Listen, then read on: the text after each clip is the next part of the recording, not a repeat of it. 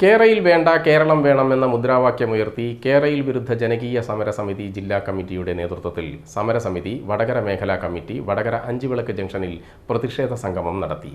പ്രതിഷേധ സംഗമം NAPM സംസ്ഥാന കൺവീനർ വിജയരാഘവൻ ചേലിയ ഉദ്ഘാടനം ചെയ്തു. സമരസമിതി വടകര നിയോജക മണ്ഡലം ചെയർമാൻ രാമചന്ദ്രൻ TC അധ്യക്ഷത വഹിച്ചു. സമരസമിതി സംസ്ഥാന കമ്മിറ്റി അംഗം നിജിൻ മാസ്റ്റർ സ്വാഗതം പറഞ്ഞു.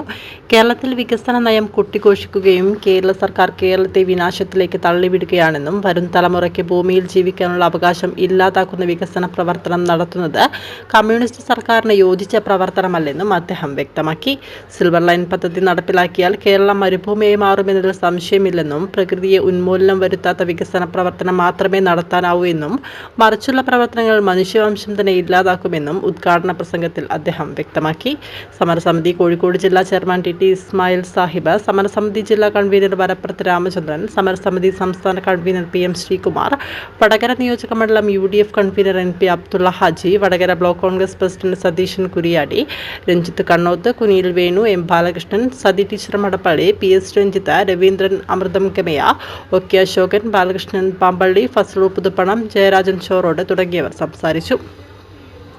Iqbal Azhiyur, Naseer Viroli, Uthaman Madappally, Rajan master, Ahammed Kalpaka, Rakesh KG, Sajna CK, Rama Kuniyil, Pavithran Chorode, Ashokan Kalathil എന്നിവർ പ്രതിഷേധ സംഗമത്തിന് നേതൃത്വം നൽകി.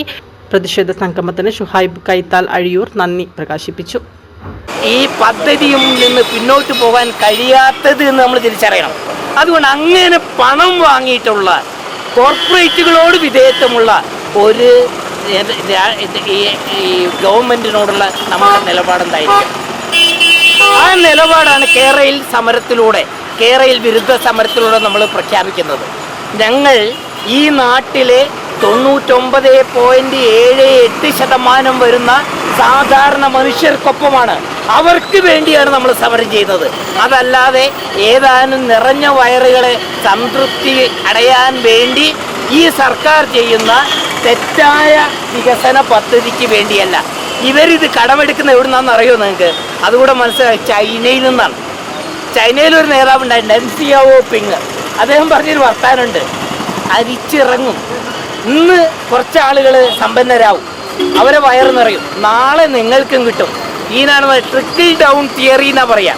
ഈ ട്രിക്കിൾ ഡൗൺ തിയറി എന്ന് പറഞ്ഞാൽ അരിഞ്ഞിച്ച് ഒരു മേലെ വെള്ളം ഇങ്ങനെ വീണാൽ പതുക്കെ അടിയിലേക്ക് ഇറങ്ങുന്നത് പോലെ ഈ പണം മുകളിലുള്ളവർക്ക് കിട്ടിയാൽ അത് പതുക്കെ താഴോട്ട് അരിച്ചിറങ്ങും. ആ അരിച്ചിറങ്ങൽ സിദ്ധാന്തത്തിൻ്റെ ഇരകളാണ് ഈ നാട്ടിലെ സാധാരണക്കാരെന്ന് പറയുകയാണ് ലജ്ജ കൂടാതെ. ഈ സർക്കാരിനെതിരായിട്ടുള്ള ഒരു ജനകീയമായ പോരാട്ടമാണിത്. അതുകൊണ്ട് ഈ സമരം വെറും കേരളത്തിനെതിരായിട്ടുള്ള സമരമല്ല, ഈ നാട്ടിലെ ജനങ്ങളുടെ ജനാധിപത്യ അവകാശങ്ങൾക്ക് വേണ്ടിയുള്ള, ജീവിക്കാനുള്ള അവകാശങ്ങൾക്ക് വേണ്ടിയുള്ള സമരമാണ്. അതുകൊണ്ട് തന്നെ ഇത് രണ്ടാമത്തെയോ മൂന്നാമത്തെയോ സ്വാതന്ത്ര്യ സമരമായി നമുക്ക് പറയാം. ഞാൻ മൂന്നാമത്തെയോ എന്ന് പറയാൻ കാരണം അടിയന്തരാവസ്ഥക്കാലത്ത് സമരം നടന്നപ്പോൾ വിളിച്ചിരുന്നത് രണ്ടാം സ്വാതന്ത്ര്യ സമരമെന്നാണ്. അന്ന്